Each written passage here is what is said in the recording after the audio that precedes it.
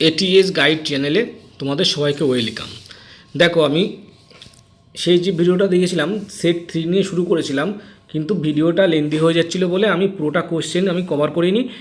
সেটা আমি এই ভিডিওতে নিয়ে চলে এসেছি। সেখানে 17টা মতো কোশ্চেন আমি তোমাদের অ্যান্সার করে দেখিয়েছিলাম যে কী ধরনের কোশ্চেন আসতে পারে বা কোন কোশ্চেনগুলো সবাইকে করা হচ্ছে, সেগুলো আমি নিয়ে তোমাদেরকে আস্তে আস্তে সিরিজ নিয়ে চলে আসছি। কারণ তোমরা দেখছি অনেকে কমেন্ট করছো বা মেসেজ করছো যে এই যে আমি ক্লাসগুলো দিচ্ছি তার থেকে তোমাদের নাকি ওখানে ইন্টারভিউতে তোমরা কোশ্চেন কমন পেয়েছো বা সেই ধরনের কোশ্চেন করা হয়েছে, বা তোমাদের কোনো ফ্রেন্ড পরীক্ষা দিতে গিয়ে এই ধরনের কোশ্চেনের মুখোমুখি হয়েছে। ঠিক আছে, তো সেই জন্য আমি নিয়ে আসি যাতে তোমরা উপকৃত হও। এখানে কিন্তু আমি কোনো ক্লাসের জন্য কোনো মানে এখানে কোনো ব্যাচ রাখিনি, বা এখানে আমি যে পিডিএফগুলো হচ্ছে সেটাও কিন্তু তোমাদের ফ্রি অফ কস্টে দিয়ে দিচ্ছি। ঠিক আছে, তো চলো বাকি কোশ্চেনগুলো আমরা সলভ করে নিই। আর এটুকু শুনে রাখো যে এখানে কিন্তু আমি টিচিং এক্সামের জন্যই তোমাদেরকে ক্লাস করাই। পেডাগোগি, তারপরে ম্যাথ, সায়েন্স, এগুলোর উপরে ক্লাস করানো হয়। সাবজেক্ট ওয়াইজ পেডাগোগির ক্লাসগুলো করানো হয়। তোমরা চ্যানেলটা ঘুরে দেখতে পারো যে এখানে কত সুন্দরভাবে পিডিএফ সমেত তোমাদের ক্লাসগুলো করানো হয়। তো তোমরা যারা প্রাইমারি, আপার প্রাইমারি বা সিটের জন্য প্রিপারেশান নিচ্ছ তাদের জন্য কিন্তু এটা বেস্ট প্ল্যাটফর্ম। তো তারা নতুন যারা আসে তারা অবশ্যই সাবস্ক্রাইব করে দিও। ঠিক আছে, তো চলো আর দেরি না করে বাকি কোশ্চেনগুলো সলভ করা যাক। দেখো, আমরা আগের দিন 17 কোশ্চেন অ্যান্সার করেছিলাম। তারপরেতে বাকি যে কোশ্চেনগুলো হচ্ছে সেগুলো আমরা অ্যান্সার করে ফেলি। চলো দেখো, ভারতের সংবিধানের জনক কাকে বলা হয়? এই কোশ্চেনটা করা হচ্ছে, তো সেটা কিন্তু বি আর আম্বেদকর, সেটা সবাই জানে। ঠিক আছে, তো দিয়ে দিয়েছি আমি। তারপরে বিভিন্ন এইটা একটু পড়ে রাখবে, বিজ্ঞানের জিনিস, যে বিভিন্ন ভিটামিনের কাজ কী, বিভিন্ন ভিটামিন আমাদের শরীরে কী কাজ করে, সেগুলো কোথা থেকে পাই। ঠিক আছে, তো এখানে একটা কোয়েশ্চেন আমাকে একজন বললেন যে ভিটামিন সি এর রাসায়নিক নাম। প্রতিটা ভিটামিন রাসায়নিক নামও কিন্তু জেনে রাখবে। ভিটামিন সি এর রাসায়নিক নাম হচ্ছে এখানে কোশ্চেনটা কী বলেছে, কোন ভিটামিনের রাসায়নিক নাম অ্যাসকর্বিক অ্যাসিড, মানে আমি উল্টোটা দিয়ে ফেলেছি। ঠিক আছে, জিজ্ঞাসা করা হয়েছিল ভিটামিন সি এর রাসায়নিক নাম কি, সেটা হবে অ্যাসকর্বিক অ্যাসিড। নেক্সট, বর্গক্ষেত্র ও রাম্বসের মধ্যে পার্থক্য কী? দেখবে এখানে যে ম্যাথের কোশ্চেনগুলো আমি দিয়েছি সেগুলো রিপিট হয়ে গেছে। আমি রিপিট করেছি ইচ্ছাকৃতভাবে। কারণ রিপিট হয়েছে বলতে কিসের সঙ্গে রিপিট হয়েছে, আমার আগের ক্লাসের সঙ্গে রিপিট হয়েছে। কারণ এটাকে আমি এটাই বলতে চাইছি, দেখো এই কোশ্চেনগুলো কিন্তু আমাকে সবাই জানিয়েছে যে আমার এই কোশ্চেনগুলো করানো হয়েছে, সেই জন্য আমি এখানে রিপিট করেছি। তো আমি যে ক্লাসগুলো তোমাদেরকে করাচ্ছি সেগুলো ভালো করে করো। ওই আগের যে ক্লাসটা আছে আমার ম্যাথের ওপরে যে ক্লাসটা, সেখানে কিন্তু বর্গক্ষেত্র রম্বসের মধ্যে পার্থক্য কী সেটা কিন্তু, আর কীভাবে তুমি বোর্ডে গিয়ে অ্যান্সারটা দেবে সেটা কিন্তু সুন্দর করে বুঝিয়ে দিয়েছি, সেখান থেকে দেখে নিতে পারো। এখানে ফালতু আমি রিপিট করে লেন্দি করবো না ভিডিওটা। নেক্সট, জাতীয় বিজ্ঞান দিবস কবে পালন করা হয়? সেটা 28শে ফেব্রুয়ারি। জাতীয় বিজ্ঞান দিবস পালন করা হয় 28শে ফেব্রুয়ারি। ভারতের দুটো প্রত্নতাত্ত্বিকের নাম জিজ্ঞাসা করা হয়েছে, সেটা কি কি হবে? এখানে দেখো একটু ভুল দেয়া হয়ে গেছে, কারণ এই যে আলেকজান্ডার কানিংহাম, ইনি ভারতের ছিলেন, ভারতেই প্রত্নতাত্ত্বিক নিয়ে গবেষণা করেছিলেন, কিন্তু উনি ভারতের নয়। তো এটা বললে ভুল হয়ে যেতে পারে।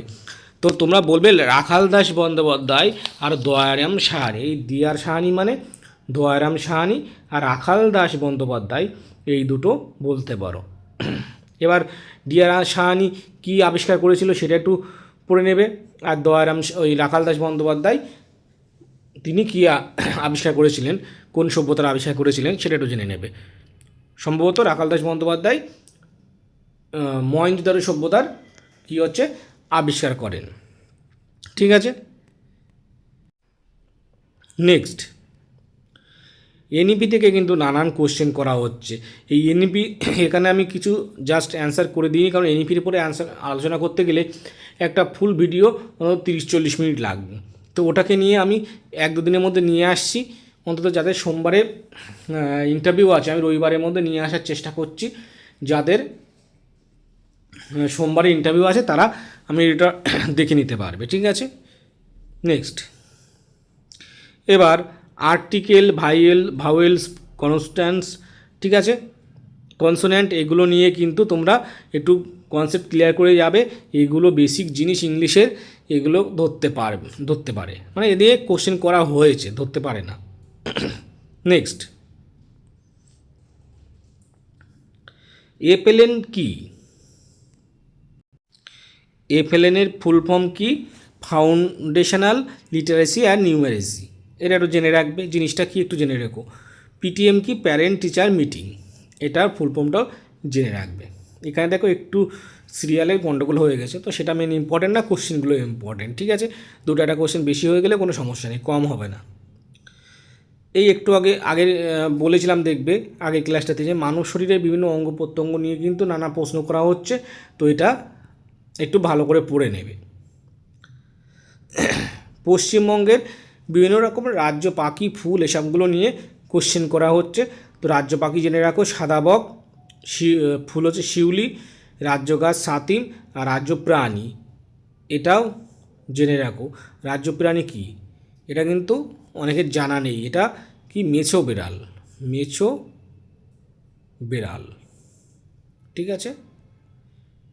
এই নেক্সট দেখো, সমাস ও সন্ধি থেকে কিছু প্রশ্ন করা হচ্ছে, এগুলো জেনে তোমরা পড়ে নেবে, কারণ আমি বাংলাটা আমার মেন কথা, মানে আমার সাবজেক্টই না বাংলাটা। এবার ওটা নিয়ে আমি যদি তোমাদের পড়াতে যাই, ভুলভাল হয়ে যাবে। তো কী ধরনের কোশ্চেন, দেখো বাংলা ইতিহাস এগুলো যেহেতু আমার সাবজেক্ট না, তো এর মধ্যে আমি ডিটেলসটা আমি তোমাদের বোঝাতে পারছি না। তোমাদেরকে জাস্ট বলে দিচ্ছি এই ধরনের কোশ্চেন করা হয়েছে, এগুলো তোমরা একটু দেখে নিও, ঠিক আছে। আমি যদি সব বিষয় নিয়ে দেখাতে যাই তাহলে সেটা ভুল হয়ে যাবে, সেটা করা উচিত না, ঠিক আছে। যেহেতু আমার বিষয়টা আমার মেন বিষয় ম্যাথ, তো আমি ম্যাথটা নিয়ে খুব ভালো করে বলে দিতে পারবো, তার সঙ্গে সায়েন্সটা আমি তোমাদের মোটামুটি আলোচনা করে দিতে পারি, ঠিক আছে। তো তার বাইরে গিয়ে আলোচনা করতে গেলে ভুল হবে, আর আমি চাই না তোমাদের কিছু ভুল জেনে যাও, গিয়ে আমার কারণে তোমাদের ইন্টারভিউ খারাপ হয়ে যাক, ঠিক আছে। নেক্সট, যদিও আমি ভুল বলে তোমরা সেটা বুঝতেই পারবে, আর সেটা আমার ইমেজটাই খারাপ হবে। Next, MDM. এখানে এমডিএম মানে হচ্ছে মিড ডে মিল। বলছে মিড ডে মিল যদি কোনো শিশু না খায়, তাহলে একজন শিক্ষক শিক্ষিকা হিসাবে আপনি কি করবেন? তাই এখানে অ্যান্সারটা সংক্ষিপ্তভাবে দেওয়া আছে, তোমরা অ্যান্সারটা দেবে, স্যার যদি কোনো বাচ্চা মিড ডে মিল না খায়, তাহলে আমি গিয়ে তার কাছে কারণটা জানতে চাইবো যে কেন সে মিড ডে মিল খাচ্ছেন না। এবার তাকে আমি বোঝানোর চেষ্টা করব সে যেন মিড ডে মিল খায়। তারপরেও যদি সে না শোনে, তাহলে তার অভিভাবকের সঙ্গে আলাপ আলোচনা করে বাচ্চাকে বুঝিয়ে আমি তাকে বোঝাবো যে কেন মিড ডে মিলটা খাওয়া জরুরি। এইভাবে তাকে আমি বোঝানোর চেষ্টা করব যে সে যেন অবশ্যই মিড ডে মিলটা খায়। তো এইভাবে একটা গুছিয়ে সুন্দরভাবে অ্যান্সারটা দিয়ে দেবে, ঠিক আছে। নেক্সট, অরুন্ধতী রায় কে ছিলেন? তিনি একজন লেখিকা ছিলেন, তার দুটো একটা গল্প বা কবিতা দেখে নিতে পারো। তিনি কবিতা লেখেন না গল্প লেখেন সেটা আমার অতটা জানা নেই, ঠিক আছে। অরুন্ধতী রায় সম্পর্কে একটু জেনে নিও। আরটিই অ্যাক্ট থেকে নানা রকম প্রশ্ন করা হচ্ছে। দেখো আরটিই অ্যাক্টটা আমাদের এডুকেশনাল ক্ষেত্রে সবথেকে বেশি ইম্পর্ট্যান্ট, এই কারণে যে কি এই অ্যাক্টের ক্ষেত্রে কিন্তু সবথেকে যে একটা ইম্পর্ট্যান্ট কথা বলা আছে, যে কি 6 থেকে 14 বছর পর্যন্ত যে শিশুগুলো আছে তাদের কিন্তু বিনামূল্যে বাধ্যতামূলক শিক্ষা। এটা বিনামূল্যে কথাটা কিন্তু এখানে লিখতে হবে, ঠিক আছে। আর এটা 2009 সালে পাশ হয়, যাতে কি উল্লেখ করা আছে, 6 থেকে 14 বছর পর্যন্ত সমস্ত শিশুর বিনামূল্যে বাধ্যতামূলক শিক্ষা, ঠিক আছে। নেক্সট, ভারতের কোন রাজ্যে বছরে দুবার বৃষ্টিপাত হয়? তামিলনাড়ু। তামিলনাড়ু হয়ে গেছে, নাড়ু হবে না, নাড়ু হবে। নেক্সট, একটি শিশু বিদ্যালয়ে প্রতিদিন দুষ্টুমি করে, একজন শিক্ষক শিক্ষিকা হিসেবে আপনি কীভাবে ওই শিক্ষাটিকে কন্ট্রোল করবেন? দেখো এর সঠিক অ্যান্সার যেটা তোমরা বলবে, যে যদি একটা বাচ্চা প্রতিনিয়ত ক্লাসে দুষ্টুমি করে, তাহলে আমি প্রথমে তার কাছে জানার চেষ্টা করব সে কেন এই ব্যাপারটা করছে, মানে এই ঘটনাটা ঘটাচ্ছে। তো যদি সেটা শিক্ষা সংক্রান্ত হয়, যে সে বুঝতে পারছে না তার জন্যে দুষ্টামি করছে, ইন্টারেস্ট পাচ্ছে না। তো আমি চেষ্টা করব আমার টিচিং যে স্টাইলটা আছে সেটাকে পরিবর্তন করে তাকে ইন্টারেস্টিংভাবে সেটাতে উপস্থাপন করা হয়, আর সে ভালো করে সঠিকভাবে সেটা সুস্থ মনে দেখে। আর যদি অন্য কোনো কারণ হয় তো সেই হিসাবে কারণের মাত্রা বুঝে বা কারণটাকে বিশ্লেষণ করে সেইভাবে আমি সলভ করার চেষ্টা করব। এটাই অ্যান্সার দেবে, ঠিক আছে। বিশেষ করে শিক্ষা সংক্রান্ত যদি হয় তাহলে এইভাবে যে আমি সে যদি পড়া বুঝতে না পারে তাহলে আমি আমার টিচিং মেথডটাকে চেঞ্জ করে আমি চেষ্টা করব ইন্টারেস্টিংভাবে তাকে আরও উপস্থাপন করা, যাতে সে পড়াটা বুঝতে পারে আর ক্লাসের দিকে বা পড়ার দিকে নজর দেয়, শান্তভাবে থাকে। তো এটা বললেই ভালো হবে। নেক্সট, একজন শিক্ষার্থীর কাছ থেকে মিড ডে মিল কতটা গুরুত্বপূর্ণ বলে আপনার মনে হয়?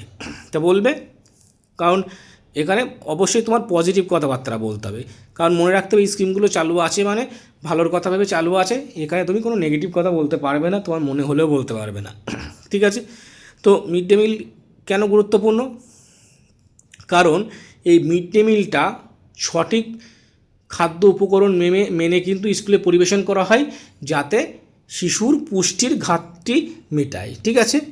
তারপরে আরও কি হয়, গ্রাম অঞ্চলে যেসব গরিব পরিবার আছে তাদের বাচ্চারা যেন স্কুল ছুট না হয়ে যায়, তারা মিড ডে মিলের কারণে স্কুলে উপস্থিত হয়, তারা স্কুলে উপস্থিত থাকতে পারে, ঠিক আছে। আর এটাও বলতে পারো তোমরা যে এটা শেখার ক্ষমতার বৃদ্ধি করে। যেমন কি আমরা কিন্তু জানি স্যার যে একটা কথা রচিত আছে যে ক্ষুধাময় পেট যেন দেখো আমি লাইনটা নিজেই ভুলে গেছিলাম, সেই জন্য ভিডিওটা পজ করে এটা দেখতে গেছিলাম তোমাদেরকে, যাতে কোশ্চেনটা অ্যান্সার দিতে পারো। তাহলে এটাকে বলবে যে শেখার ক্ষমতাকে বৃদ্ধি করে। তার মানে তোমরা অ্যান্সারটা কীভাবে দিতে পারবে যে মিড ডে মিল স্কুলে সঠিক খাদ্য উপকরণ মেনে পরিবেশন করা হয়, যাতে শিক্ষার্থীর পুষ্টিকে সঠিক মাত্রায় বজায় রাখে, আর যাতে শিক্ষার্থীরা স্কুল ছুট না হয় বা মিড ডে মিলের কারণে বিদ্যালয়ে উপস্থিত থাকতে পারে, আর শেখার ক্ষমতা বৃদ্ধি করে। কারণ স্যার আমরা জানি সুকান্ত ভট্টাচার্যের একটা কবিতা আছে, একটা লাইন আছে যে ক্ষুধার রাজ্যে পৃথিবী গদ্যময়, পূর্ণিমার চাঁদ যেন ঝলসানো রুটি। তো স্যার যদি পেটে খিদে থাকে তাহলে কিন্তু একটা কি চাঁদটাকেও ঝলসানো রুটি বলে মনে হয়। তো খিদে পেটে শিক্ষা কীভাবে ছাত্ররা নিতে পারবে, ছাত্রছাত্রীরা? তো সেই জন্য যদি মিড ডে মিল পরিবেশন করা হয়, ছাত্রছাত্রীদের যদি ক্ষুধাটা মিটে যায় তাহলে কিন্তু তারা ভালোভাবে শিখতে পারবে। তো এই যে কথাগুলো আমি বললাম সেটা একটু গুছিয়ে তোমরা রিপ্রেজেন্ট করে দেবে, ঠিক আছে। যেহেতু আমি বোঝাতে চাইছি সেই জন্য দুটো একটা কথা এর মধ্যে ঢোকাতে হচ্ছে তোমাদেরকে, কিন্তু তোমরা যখন বলবে তখন ফ্লুয়েন্টলি এই কথাগুলো গুছিয়ে বলে দেবে, ঠিক আছে। নেক্সট, শিক্ষা ও জ্ঞানের মধ্যে পার্থক্য কী? এটা কিন্তু করা হয়েছে কোশ্চেনটা। শিক্ষা হলো কি একটি খুব ঠান্ডা লেগেছিলো, এখনও গলার ওটা খুব ভালো হয়নি, তো যাই হোক একটু সমস্যা হয়ে যাচ্ছে। তো শিক্ষাটা কি বলবে যে এটি একটি প্রাতিষ্ঠানিক বিষয়, কোনো একটা প্রতিষ্ঠানে শিক্ষাটাকে পরিচালনা করা হয়। আর জ্ঞান কি অভিজ্ঞতালব্ধ জিনিস, যেটা শিক্ষার্থী আরোহণ করে, ঠিক আছে। এটা বললে হয়ে যাবে। নেক্সট, আপনি হঠাৎ ক্লাস নিতে গেলেন, শিক্ষার্থীদের মনোযোগ আকর্ষণ করার জন্য আপনি কী করবেন? তাহলে এটার জন্য কী অ্যান্সার দিতে পারবে যে আমি গল্প মানে ওদেরকে ছোট কোনো গল্প বলে তাদেরকে এনগেজ করে নেব ক্লাসের মধ্যে, ঠিক আছে, বা বিভিন্ন রকম প্রশ্ন করব যাতে তারা প্রশ্ন শুনে ক্লাসে এনগেজড হয়ে যায়। কোনো যেটা পড়ানো হবে সেটার বিষয়ে বিভিন্ন রকম টিএলএম ব্যবহার করতে পারি, ইন্টারেস্টিং টিএলএম ব্যবহার করতে পারি, ঠিক আছে। এইসবগুলো করে কিন্তু আমি ওদেরকে ক্লাসে এনগেজড বা মনোযোগী করে তুলতে পারি। এটা তার বিশ্ব ব্রেইল দিবস কবে পালন করা হয়? সেটা 4 জানুয়ারি। ব্রেল পদ্ধতি কি? ব্রেল পদ্ধতি হলো দৃষ্টিহীনদের শিক্ষা প্রদানের জন্য একটি স্পর্শভিত্তিক লিপি, ঠিক আছে। দশমিকের ধারণা দিতে বলেছেন। ঠিক আছে, এই দশমিকের ধারণাটা কিভাবে দিতে হবে সেটা কিন্তু তোমরা আগের ভিডিওটা দেখে নিতে পারো, ওখানে বলে দিয়েছি আমি। ঠিক আছে, নেক্সট, সংখ্যাতত্ত্ব থেকে নানান প্রশ্ন জিজ্ঞাসা করা হচ্ছে, যেমন মূলদ সংখ্যা, অমূলদ সংখ্যা, স্বাভাবিক সংখ্যা, আদর্শ সংখ্যা, এগুলো জিজ্ঞাসা করা হচ্ছে। তো দেখো, আমি আগের যে ক্লাসটা ম্যাথে করেছি তার মধ্যে এগুলো ইনক্লুড করতে ভুলে গেছি, কিন্তু আমার চ্যানেলে ঢুকে দেখবে, ভিডিওসগুলো সার্চ করে একটা ভিডিও আছে, বাস্তব সংখ্যা বলে একটা ভিডিও আছে, বাস্তব সংখ্যা ধারণা বা বাস্তব সংখ্যা দিয়ে একটা ভিডিও আছে। এই ভিডিওতে দেখবে আমি মোটামুটি এই সব সংখ্যাগুলো নিয়ে, মূলদ সংখ্যা, অমূলদ সংখ্যা, স্বাভাবিক সংখ্যা, আদর্শ সংখ্যা, পূর্ণ সংখ্যা, সবগুলো নিয়ে সুন্দর করে বুঝিয়ে দিয়েছি। তো সেটা নিয়ে এখানে আলোচনা করতে যাচ্ছি না, সেটা একটা করতে গেলে সেটা আরও একটা 30-40 মিনিটের একটা ভিডিও হয়ে যাবে। ঠিক আছে, নেক্সট,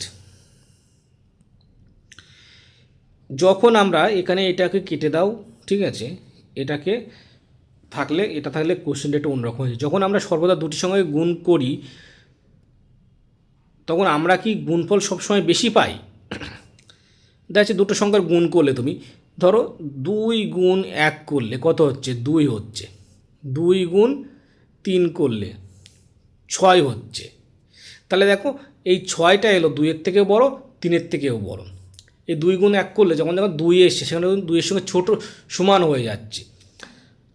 এবার যদি আমরা এরকম করি 2 গুণ 0.5, তাহলে সেটা কত হয়? দেখো তো, 1 হয় না? তখন কিন্তু সেই 1টা কিন্তু 2-এর থেকে কম হয়ে যাচ্ছে। তার মানে কি সর্বদাই যে বেশি পাবো তেমনও না, সেটা 1-এর কমও হতে পারে, বেশিও হতে পারে। ঠিক আছে, আবার ছোটও হতে পারে। তাহলে কি বলছে দেখো, এখানে 0.5 যখন গুণ করেছিলাম, এটা কিন্তু 1-এর কম। 1-এর কম কিছু গুণ করলে তখন কিন্তু ছোট হয়ে যাচ্ছে দেখো। আর 1-এর কোনো বেশি কিছু নিয়ে গুণ করলে তখন কিন্তু বড় হয়ে যাচ্ছে। তাহলে সেই জন্য অ্যান্সারটা কী হবে, যে না, সেটা হবে না। কেন? 1-এর কম হলে গুণফল কমে যাবে, আর 1-এর বেশি নিয়ে কিছু গুণ করলে বেশি হয়ে যাবে। ঠিক আছে, আরও একটা এক্সাম্পল দিতে পারো, 2 গুণ -3, দেখো -6 হচ্ছে। এই -6টা কিন্তু 3-এর থেকেও ছোটো, 2-এর থেকেও ছোটো। কারণ কি, দেখো -3 গুণ করেছি আমরা, যেটা 1-এর থেকে ছোট। ঠিক আছে, এরপর বলছে ভারতের কয়টি প্রতিবেশী দেশ রয়েছে, সেগুলো কি কি? দেখো কতগুলো প্রতিবেশী দেশ আছে আমাদের কিন্তু মোট 7টি প্রতিবেশী দেশ আছে। কি কি দেশ আছে? পাকিস্তান, চীন, নেপাল, ভুটান, বাংলাদেশ, মায়ানমার, আফগানিস্তান, এই 7টা। তো এটা নিয়ে একটু জেনে রাখতে পারো, ধরতেই পারে। ঠিক আছে, আর একটা জিনিস, এই কোশ্চেনটা করা হচ্ছে কারণ কি দেখবে, এর কারণও আছে। এর কারণ হচ্ছে বাংলাদেশ দেখো 2 দিন অন্তর আমাদেরকে বলছে ভারতের 7 সিস্টার নাকি তারা নিয়ে নেবে। বাংলাদেশ এতই শক্তিশালী হয়ে গেছে, শুধু ভারতকে ভয় দেখাচ্ছে যে আমরা 7 সিস্টার নিয়ে নেবো, 7 সিস্টার দখল করে নেবো, এ করবো সে করবো, সে অনেক রকম বলেই যাচ্ছে। তার জন্য কি হচ্ছে, এটা কিন্তু আমাদের সবসময় সংবাদের শিরোনামে চলে আসছে মাঝে মাঝে। তো এটা নিয়ে কোশ্চেন করছেন, যদি কোনো ভূগোলের টিচার থাকেন বা কিছু থাকেন তো কোশ্চেন করছেন। তো ভারতের 7 সিস্টার বলতে কি 7টি রাজ্যকে বলা হয়।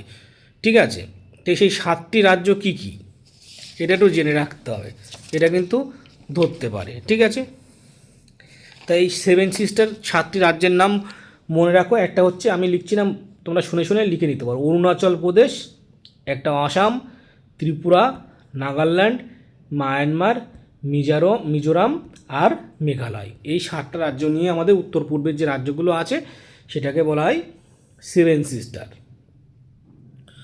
তারপরে কোশ্চেন, রবীন্দ্রনাথ ঠাকুর কত সালে নোবেল পেয়েছিলেন?